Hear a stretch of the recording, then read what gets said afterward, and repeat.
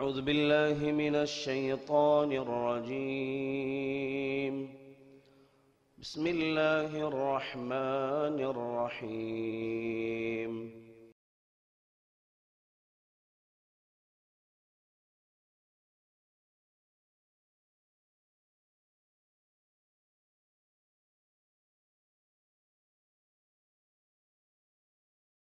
السلام عليكم ورحمة الله وبركاته.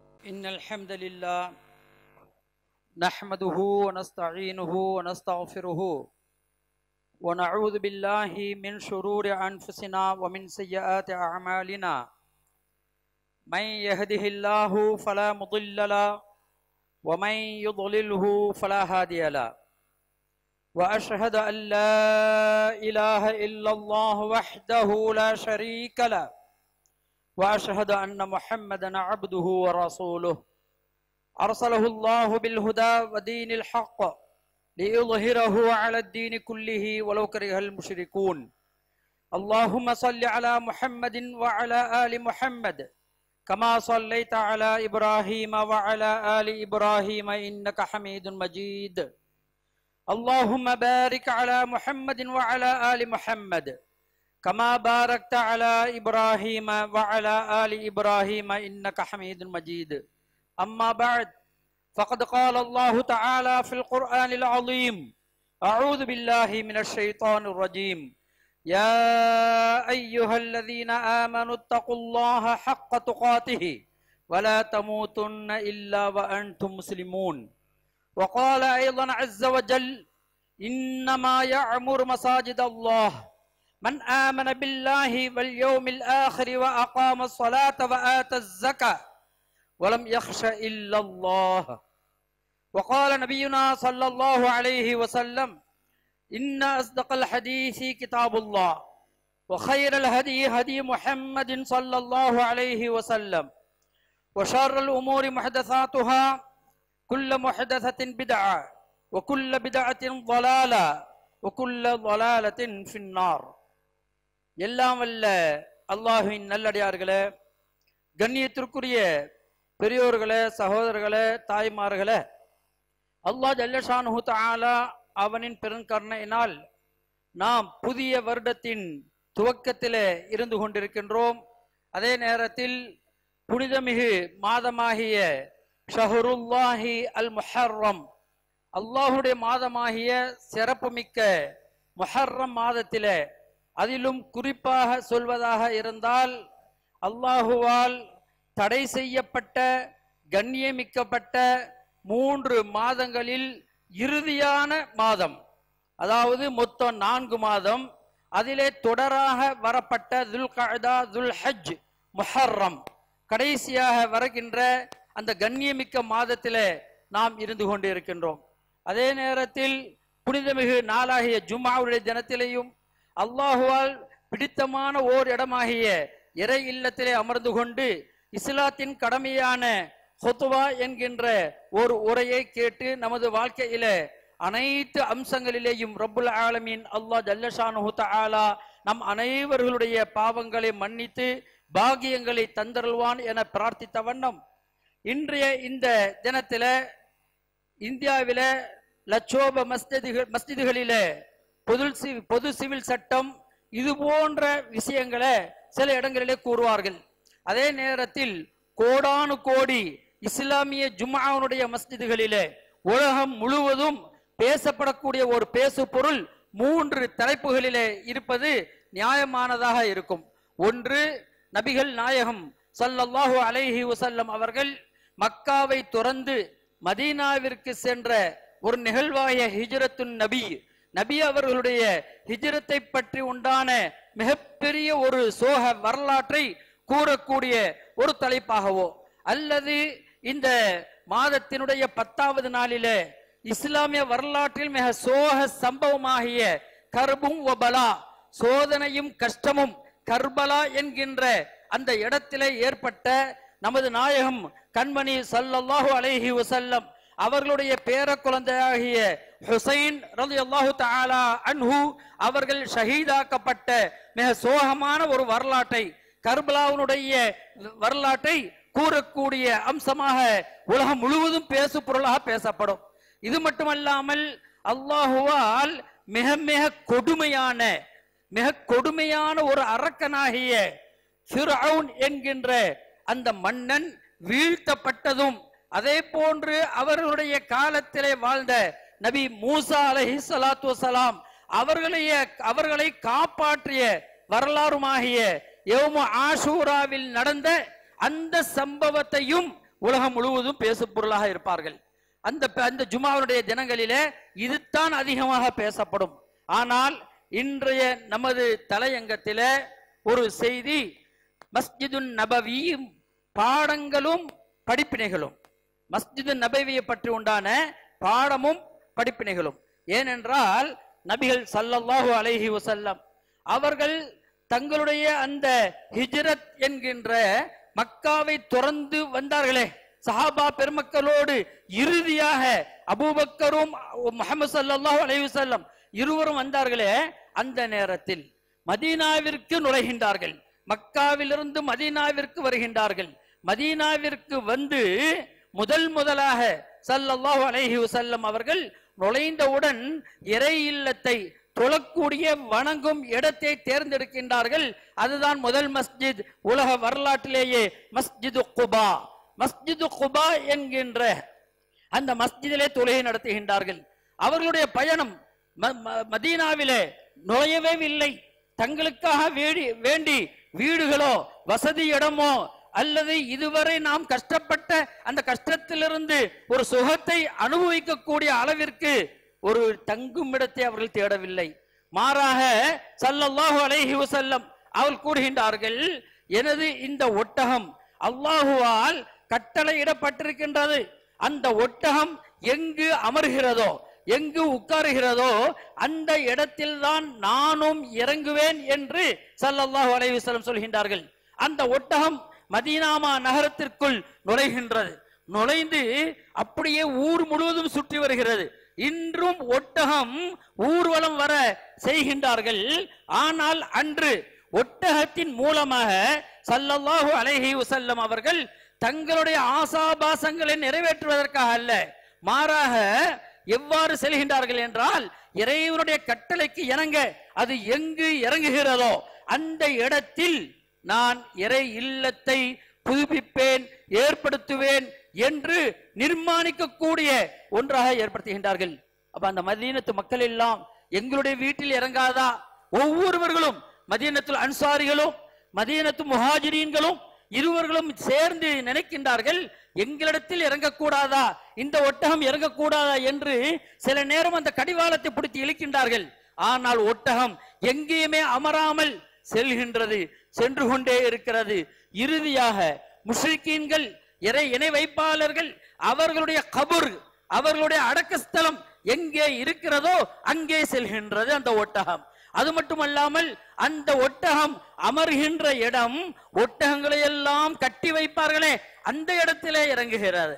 அந்த இடம் அந்த நாட்டினுடைய மதீனா மாநகரத்து மக்களுடைய பொருளாதார விவசாய பூமியாக இருக்கின்ற அந்த ஈத்த மரங்கள், ஈத்த பழங்கள், அவைகளை உலர போடக்கூடிய, மக்களே வசிக்காத, மக்களே அரவகம் இல்லாத அந்த இடத்திலே இறங்குகிறது.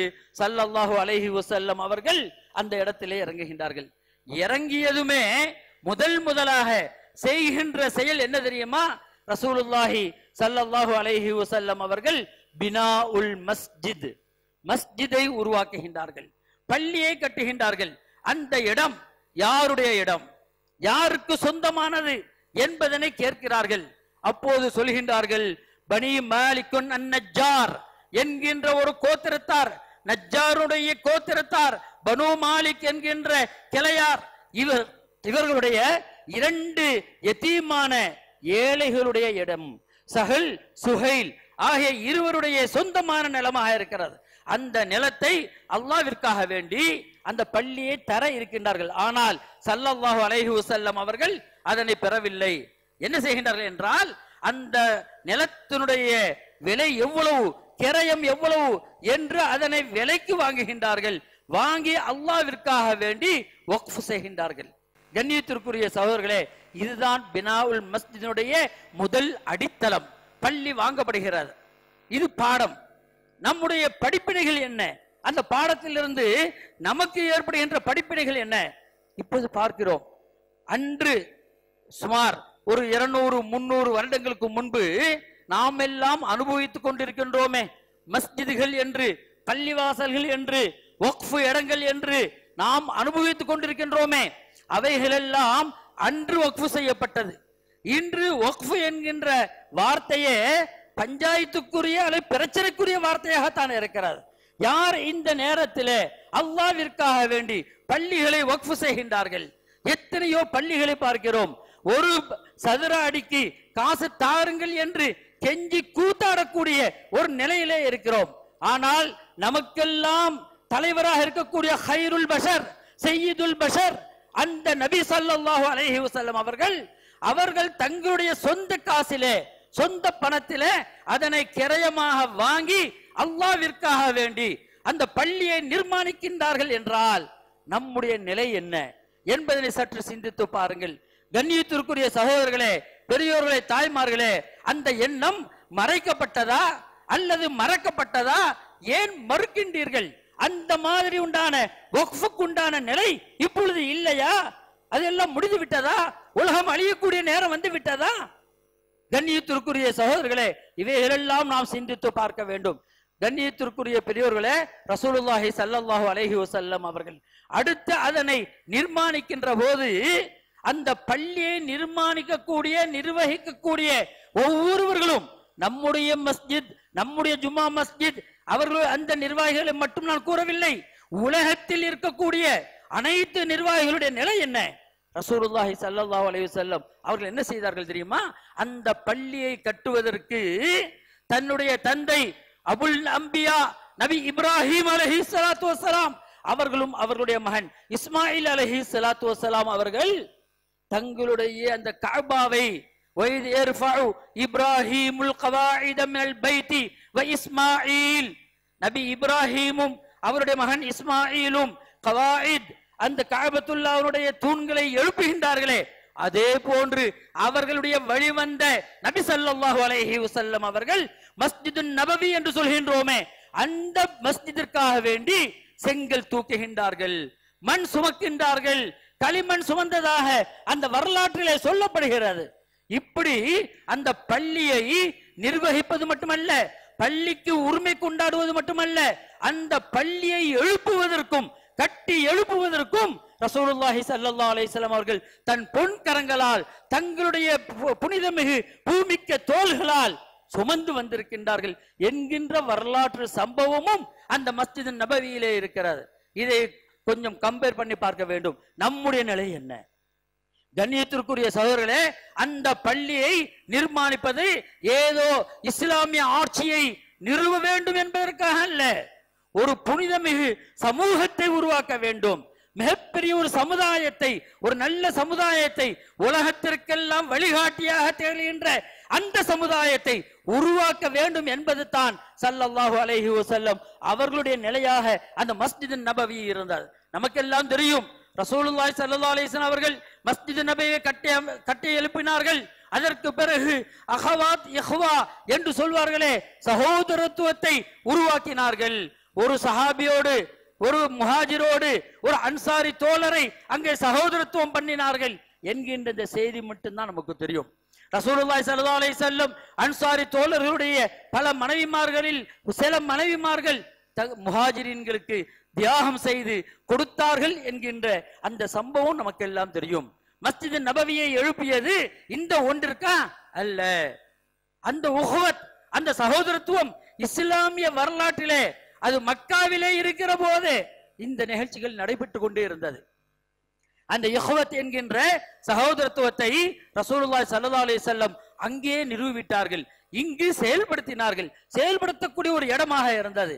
ஆனால் அதற்காக மட்டுமல்ல, மஸ்ஜித் நபவி, மஸ்ஜித் நபவி இன்னமா யஅமுரு மசாஜித் அல்லாஹ் மன் ஆமன பில்லாஹ் வல் யௌமில் ஆகிர் வ அகாமஸ் ஸலாஹ் வ ஆத்தஸ் ஸகா வ லம் யக்ஷ இல்லல்லாஹ். சூரத்து தௌபாவிலே 18வது வசனத்திலே ரப்புல் ஆலமீன் அல்லாஹ் ஜல்ல ஷானஹு தஆலா சொல்லி காட்டுகின்றான் என்றால், யாரெல்லாம் இந்த அல்லாஹ்வுடைய இறை இல்லமாகிய அந்த மஸ்ஜிதை கட்டி எழுப்பி அதனை நிர்வகிக்கின்றார்களோ அவர்கள் அல்லாஹ்வை ஈமான் கொண்டவர்களாக 5 நிபந்தனைகளை அல்லாஹ் விதிக்கின்றான். அல்லாஹ்வை ஈமான் கொள்ள வேண்டும், மறுமையை ஈமான் கொள்ள வேண்டும், தொழுகையை நிலை நிறுத்த வேண்டும், ஜகாத் கொடுத்து வர வேண்டும், வலம் யக்ஷ இல்லல்லாஹ், அல்லாஹ்வை தவிர வேறு எவருக்கும் எதற்கும் அஞ்சாமல் அந்த நிர்வாகத்தை, அல்லாஹ்வுடைய மார்க்கத்தை, அந்த தீனுல் இஸ்லாமை எந்த ஒரு வெறுப்புக்கும் ஆளாகாமல் அல்லாஹுக்காக வேண்டி அந்த மஸ்ஜிதை நிர்வகிக்க வேண்டும் என்பதனை ரப்புல் ஆலமீன் அல்லாஹ் ஜல்ல ஷானஹு தஆலா சொல்லி காட்டுகின்றான். இதற்காகத்தான் அந்த மஸ்ஜித் நபவி உருவாக்கப்பட்டது. அந்த மஸ்ஜித் நபவி இருக்கிறது, அந்த நபி ஸல்லல்லாஹு அலைஹி வஸல்லம் அவர்கள் உருவாக்கிய அந்த மஸ்ஜிதிலே எப்படியெல்லாம் நடந்து கொண்டார்கள் என்பதனை பார்க்கிற போது மிக வியப்பாக ஆச்சரியமாக இருக்கும். சய்யிதுல் பஷர், மனிதர்களுக்கெல்லாம் தலைவர், ஹைருல் பஷர், மனிதர்கள் எல்லாம் சிறந்தவர் அந்த ரசூலுல்லாஹி ஸல்லல்லாஹு அலைஹி வஸல்லம் அவர்கள் அந்த பள்ளி என்பது சுத்தமாக இருக்க வேண்டும், தூய்மையாக இருக்க வேண்டும், தொழுகை நடத்தப்பட வேண்டும் என்பது அதனுடைய முக்கியமான நோக்கமாக இருந்தாலும் கூட அந்த பள்ளி சுத்தமாக இருக்க வேண்டும் என்பதனிலே கண்ணும் கருத்துமாக இருந்தார்கள். அதற்காக வேண்டி எத்தனையோ பணியாளர்களையும் நியமித்தார்கள் என்பதனை எல்லாம் நாம் தெரிந்த விஷயம்.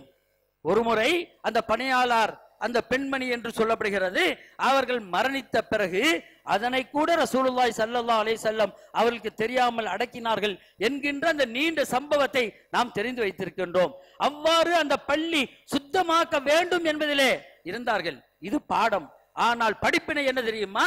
ரசூலுல்லாஹி ஸல்லல்லாஹு அலைஹி வஸல்லம் அவர்கள் அந்த பள்ளியினுடைய கிப்லாவின் பக்கம், இந்த மெஹராபின் பக்கம் ஒரு புசாக், ஒரு எச்சில், ஒரு காரல், ஒரு மூக்குச்சளி அப்படியே உறைந்து காய்ந்து கிடக்கிறது. அந்த மூக்குச்சளியை தன்னுடைய பொன் கரங்களால் ரசூலுல்லாஹி ஸல்லல்லாஹு அலைஹி வஸல்லம் அவர்கள் அதனை பார்த்து அதனை அகற்றுகின்றார்கள், நீக்குகின்றார்கள். இவைகளை நாம் செய்கின்றோமா? நாம் பார்த்தால் அவர் வருவார், அவர் செய்வார், முஅத்தின் வருவார். பல ஊர்களிலே முஅத்தின்கள் தான் அங்கே கிளீனராக இருப்பார்கள். முஅத்தின் வருவார், அவர் அதனை செய்வார், பெருக்குவார், கூட்டுவார், கழிப்பார், கழுவுவார், எல்லாம் செய்வார். ஆனால் நான் யார்? நான் முத்தவல்லி. நான் யார்? நான் தலைவர். நான் யார் என்று தன்னை எந்த அளவுக்கு உயர்த்தி பிடிக்கின்றார்களோ இவர்கள் எல்லாம் யார்? கொஞ்சம் சிந்தித்து பாருங்கள். ரசூலுல்லாஹி ஸல்லல்லாஹு அலைஹி வஸல்லம் அவர்களை விட தகுதியிலே மிகைத்தவர்களா? கண்ணியத்திற்குரிய சகோதரர்களை பாருங்கள். ரசூலுல்லாஹி ஸல்லல்லாஹு அலைஹி வஸல்லம் அவர்கள் எந்த அளவிற்கு அந்த பள்ளியை தூய்மைப்படுத்த வேண்டும் என்பதற்காக வேண்டி தன்னுடைய கரங்களால் அதனை செய்கின்றார்கள். இது இமாம் புகாரி ரஹ்மத்துல்லாஹி அலைஹி அவர்கள் தங்களுடைய கிரந்தத்திலே பதிவு செய்திருக்கின்றார்கள். கண்ணியத்திற்குரிய சகோதரர்களே, பெரியோர்களே, தாய்மார்களே, பள்ளி என்பது, பள்ளிவாசல் என்பது வெறும் தொழுகைக்காக மட்டும், ஐவேளை தொழுகைக்காக மட்டும், இதற்காகத்தான் நிர்மாணிக்கப்பட்டது என்று நாம் எண்ணிக்கொண்டிருக்கின்றோம். எனவேதான் சில கிராமங்களிலே, நகரங்களிலே பள்ளிவாசல்கள் எல்லாம் தூங்கி கொண்டு இருக்கிறது. ஒரு சில மஸ்ஜிதுகளிலே நாம் வெளியூருக்கு சென்று வந்தோம். அந்த நேரத்திலே பார்க்கிற போது இமாமும் முஅத்தினும் ஒருவராகவே இருக்கிறார். சுப்ஹானல்லாஹ், பாருங்க. சுவர்க்கத்திற்கு ஒரு நபி செல்வார், அவர் மட்டும்தான் சுவர்க்கத்திற்கு செல்வார் என்று சொன்னார்களே ரசூலுல்லாஹி ஸல்லல்லாஹு அலைஹி வஸல்லம். அவரோடு எவரும் செல்ல மாட்டார் என்று சொன்னார்களே, அவருடைய மகனோ, அவருடைய மகளோ, மனைவியோ, மக்களோ, தாயோ, தந்தையோ, அந்த நபியோடு யாரும் செல்லாமல் ஒரே ஒரு நபி தன்னந்தனியாக சொர்க்கத்திற்கு செல்வார்கள் என்று சொன்னார்களே, அதே போன்று தான் அந்த பள்ளியிலே எல்லாமுமாக அந்த ஒருவர் இருக்கிறார் என்பதனை பார்க்கிற போது நம்முடைய கவலைகள் எல்லாம் நம்முடைய பள்ளியை மட்டும் நினைத்து பார்க்க கூடாது.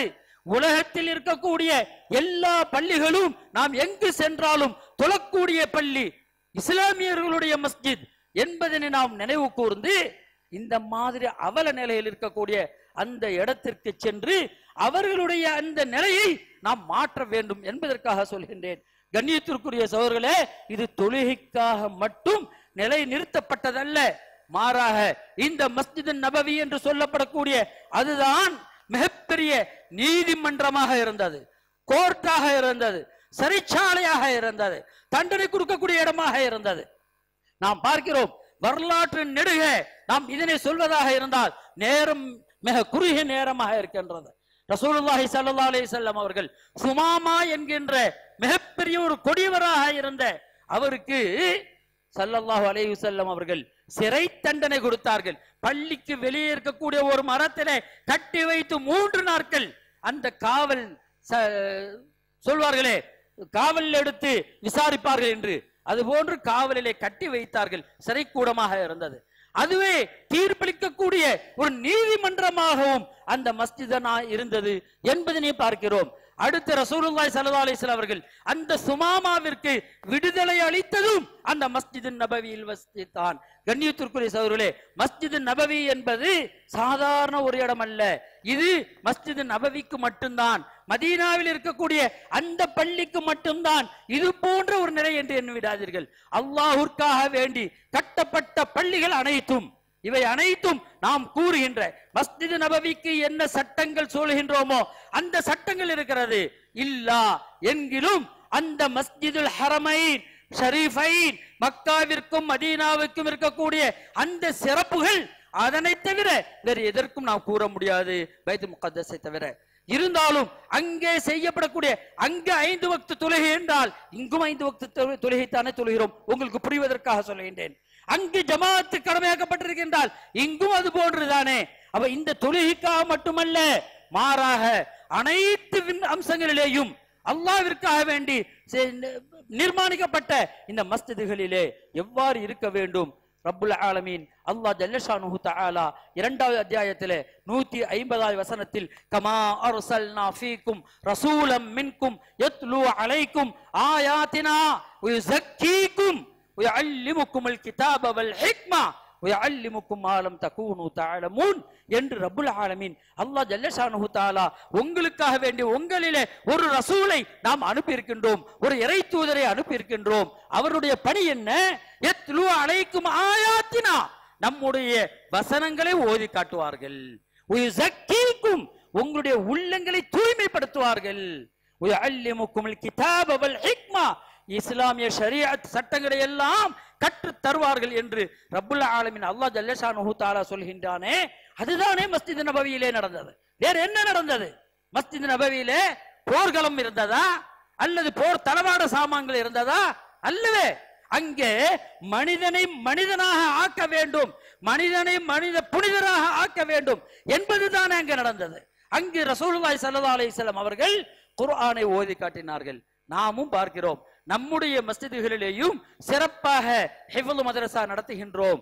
எத்தனை மாணவர்கள், 90 மாணவர்கள், நம்முடைய 80-90 மாணவர்கள் நம்முடைய இந்த ஜாமில் அஸ்ஹர் நிர்வாகத்திற்கு கீழ் ஹிஃப்ல் மதரசாவிலே நடைபெறுகின்றோம். சந்தோஷப்படுறோம். ஆனா நாம் நம்முடைய முகத்தை மட்டும்தான் பார்த்துக்கிட்டு இருக்கோம்.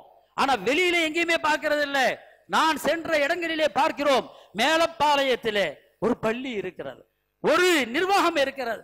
அந்த நிர்வாகத்திலே வெறும் 900 ஹிஃப்ல் மாணவர்கள் தான் இருக்கிறார்கள். பாருங்க, நாம் வெட்கப்படக்கூடிய ஒன்று அல்லவா?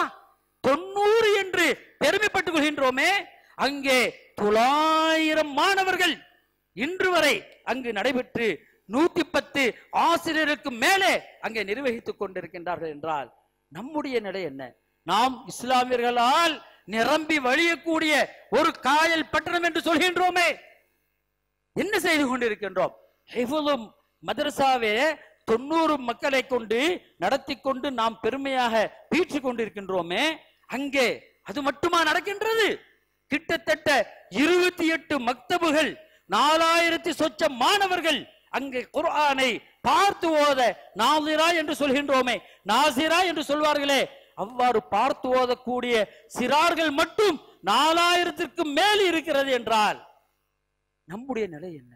கொள்கையை பேசுகின்றோம், அகைதாவை பேசுகின்றோம், அகலாக்குகளை பேசுகின்றோம், இப்படி ஒவ்வொன்றாக பேசுகின்றோம். ஆனால் இந்த பள்ளியினுடைய அசல் ஒரிஜினல் அதனுடைய நிலை என்ன? நாம் செய்கின்றோமா? கண்ணியத்திற்குரிய சகோதரர்களே, கொஞ்சம் சுற்றி வாருங்கள். என்னென்ன நிலவரம் இருக்கிறது?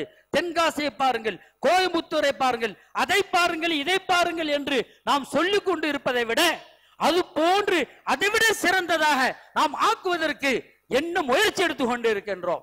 இதுதான் இங்கு தேவை. கண்ணியத்திற்குரிய சகோதரர்களே, பெரியோர்களே, நாம் நம்முடைய நிர்வாகத்தை குறைத்து மதிப்பிடவில்லை. கண்ணியமிக்கவர்கள், அருமையானவர்கள், மென்மையானவர்கள், அதிலே ஒரு சந்தேகம் கிடையாது. ஆனால் அவர்களுக்கு உற்சாகம் ஊட்டும் வழியாகத்தான் நான் கூறுகிறேன். அவர்களுக்கு மட்டுமல்ல, நம்மை சுற்றி இருக்கக்கூடிய எத்தனை மஸ்ஜிதுகள் இருக்கிறதோ, எத்தனை பள்ளிவாசல் நிர்வாகங்கள் இருக்கிறதோ, அவைகளுக்கெல்லாம் உரமாக ஊட்ட வேண்டும் என்பதற்காக சொல்கின்றேன். கண்ணியத்திற்குரிய சகோதரர்களே, மக்தபு மட்டுமா அங்கே நடக்கிறது? ஆலிம்கள் எடுத்துக்கொண்டால் நம்மிடத்திலே 2 மஹல்லரி இருக்கிறார்கள், ஒரு அல்தாஃபி இருக்கிறது, 2 ஃபிர்தௌசி இருக்கிறது.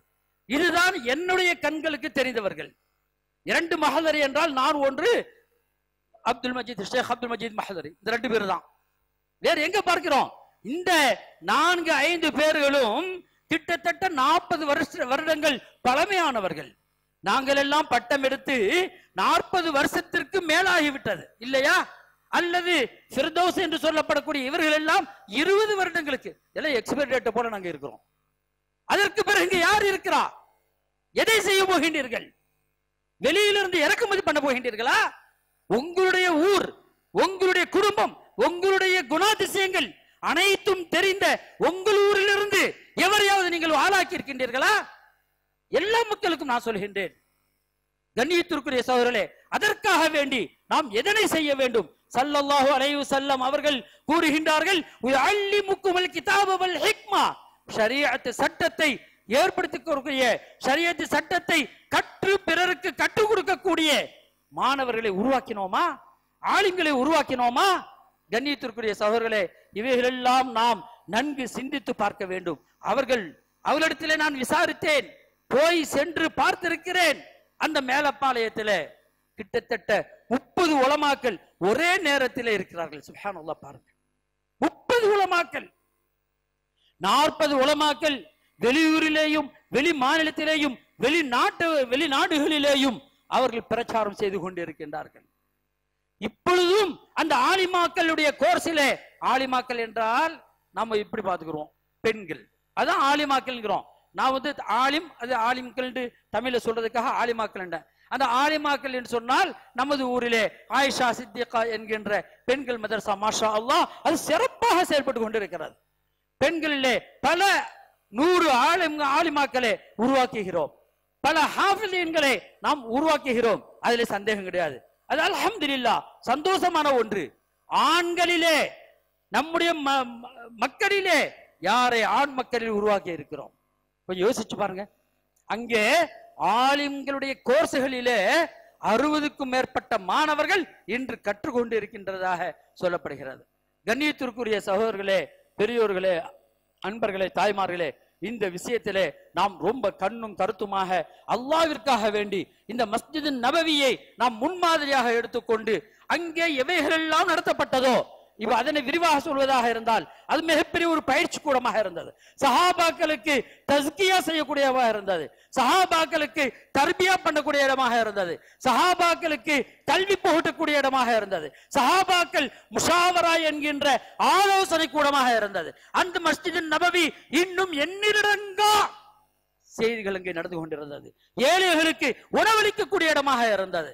நாம் ஒவ்வொன்றாக அதனை பட்டியலிடுவதற்கு முன்பு கண்ணியத்திற்குரிய சகோதரர்களே, பெரியோர்களே, நாம் விழித்துக் கொள்ள வேண்டும். நாம் எதற்கெல்லாம் அஞ்சுகின்றோம், எவைகளுக்கெல்லாம் பயந்து கொண்டிருக்கின்றோம்? அதற்காக நீங்கள் ஓட்டு செய்யுங்கள், அதற்காக அப்படி செய்யுங்கள். 20, 24 என்று நாம் அஞ்சுகின்றோம். 20லே ஒன்று வந்தது, குர்ஆனாவானால் அழித்து ஒழிக்கப்பட்டது. 24 வரும், வந்தாலும் அவைகளையும் வாக்குரிமை என்கின்ற அந்த ஓட்டுகளால் அழித்து கரைத்து அதனை நாசமாக்கி விடலாம். அதுல ஒரு சந்தேகம் கிடையாது. அதற்கு அஞ்சாதீர்கள். வலம் யஹ்ஷ இல்லல்லாஹ், அல்லாஹ்விற்காகவே தவிர, அல்லாஹ்வை தவிர வேறு எதற்கும் நீங்கள் அஞ்சாதீர்கள். இந்த மஸ்ஜித் நபவியிலே நபிகள் நாயகம் ஸல்லல்லாஹு அலைஹி வஸல்லம் அவர்கள் எந்த சமூகத்தை உருவாக்கி அந்த சமூகத்தை நாம் பின்பற்றினால்தான் ஃபைன் ஆமனு பிமிஸ்லி மா ஆமன்தும் பிஹி ஃபகத் இஹ்ததௌ என்று அல்லாஹ் ஜல்ல ஷானஹு தஆலா சொல்கின்றானே. அந்த சஹாபாக்கள் எவ்வாறு ஈமான் கொண்டார்களோ அவர்களை போன்று நீங்கள் பின்பற்றி நீங்கள் நடந்தால்தான் உண்மையிலேயே நேர்வழி பெற்றவர்கள் என்று அல்லாஹ் ஜல்ல ஷானஹு தஆலா சொல்லி காட்டுகின்றானே. அந்த சஹாபாக்களை உருவாக்கிய மஸ்ஜித் நபவியை போன்று நாமும் அதிகமான ஆலிம்களையும் ஹாஃபில்களையும் மார்க்க சட்டங்களை தெரிந்த உலமாக்களையும் உருவாக்குவதற்கு இங்கு இருக்கின்ற பெரியோர்கள் அதற்கு உறுதுணையாக இருக்க வேண்டும் என்று கூறிக்கொண்டு ஹாதா கௌலி அஸ்தக்ஃபிருல்லாஹி லி வ லக்கும் வ லிஜமீஇல் முஸ்லிமீன அஜ்மஈன் ஃபஸ்தக்ஃபிரு இன்னஹு வல் கஃபூர் ரஹீம். அல்ஹம்துலில்லாஹ் அஸ்ஸலாத்து வஸ்ஸலாமு அலா ரசூலில்லாஹ் அம்மா பஅத். கண்ணியத்திற்குரிய பெரியோர்களே, சகோதரர்களே, தாய்மார்களே, இது ஒரு முக்கிய அறிவிப்பாக நாம் இருக்கின்ற 1445 ஹிஜ்ரி ஆண்டு, இது ஒரு புதிய ஆண்டு. இஸ்லாத்தை பொறுத்தவரை நியூ இயர் என்றோ அல்லது நியூ உண்டுக்கிட்டு வேற என்னென்னமோ சொல்லுவாங்க இல்லையா, பர்த்டே அது இதுன்னு சொல்லுவாங்க. இவைகளெல்லாம் இஸ்லாத்தில் அனுமதி இல்லாத ஒன்று. அப்படியே புதிய ஆண்டு என்று நியூ இயர் என்று நாம் அதனை புகழ்ந்தாலோ வாழ்த்தினாலோ நாம் நம்மை அறியாமல் இஸ்லாத்திற்கு விரோதமாக நடக்கின்றோம் என்பதுதான் பொருள். குர்ஆன் ஹதீஸுக்கு மாற்றமாக இருக்கிறோம் என்பதுதான் பொருள். ஏனென்றால் ஸல்லல்லாஹு அலைஹி வஸல்லம் அவர்கள் இந்த புதிய ஆண்டை அல்லது உமர் இப்னு கத்தாப் ரலியல்லாஹு தஆலா அன்ஹு 17வது ஹிஜ்ரி 17வது ஆண்டிலே இதை உருவாக்கினார்களே, சந்தோஷத்திற்காக அல்லது பாராட்டுகள் பரிமாறுவதற்காக அல்ல, மாறாக நம்முடைய இஸ்லாம் எப்படி தியாகம் செய்து வளர்ந்தது என்பதனை சுட்டி காட்டுவதற்காகத்தான் என்பதனை அறிந்து கொள்ளுங்கள். ஆனால் இந்த நேரத்தில் அல்லாஹ் ஜல்ல ஷானுஹு தஆலா நபி மூசா அலைஹி ஸலாத்து வஸலாம் அவர்களை ஃபிரௌனிலிருந்து காப்பாற்றிய ஒரு நாள் முஹர்ரம் 10வது நாள், மிகப்பெரிய மகத்தான ஒரு நாள், அதிலே ஒரு சந்தேகமும் கிடையாது. அந்த நாளிலே ரசூலுல்லாஹி ஸல்லல்லாஹு அலைஹி வஸல்லம் அவர்கள் மதீனாவிற்கு சென்ற போது யூதர்கள் எல்லாம் நோன்பு நோட்டு கொண்டிருந்தார்கள். அந்த நோன்பை பற்றி விசாரிக்கிற போது எங்களுடைய மூசாவை அல்லாஹ் காப்பாற்றினான், அவனுக்கு நன்றி தெரிவிக்கும் முகமாக நோன்பு நோக்கிறோம் என்று சொன்னார்கள். அதற்கு ரசூலுல்லாஹி ஸல்லல்லாஹு அலைஹி வஸல்லம் சொன்ன செய்தி என்ன தெரியுமா? அந்த மூசாவிற்கு நெருக்கமானவர்கள், அந்த மூசாவை உண்மையிலேயே விசுவாசிக்க கூடியவர்கள், அந்த மூசாவை நபியாக ஏற்றுக்கொண்டவர்கள் நாங்கள் தான். எனவே இந்த நோன்பிற்கு நாங்கள் தான் உரித்தானவர்கள் என்று கூறி 10வது நாள் நோன்பை தானும் நோற்று சஹாபாக்களையும் நோன்பு நோற்க கட்டளையிட்டு, அதோடு மட்டுமல்லாமல் இந்த யூதர்கள் செய்யக்கூடிய இந்த செயலுக்கு மாற்றமாக அடுத்த வருடம் நான் ஹயாத்தாக இருந்தால், உயிரோடு இருந்தால் அவர்களுக்கு மாற்றமாக 9வது நாளையும் நோன்பு நோற்பேன் என்று சொன்னார்கள். அந்த அடிப்படையிலே கண்ணியத்திற்குரிய சகோதரர்களே, பெரியோர்களே, இந்த வருடம் முஹர்ரம் 1 என்பது புதன்கிழமை.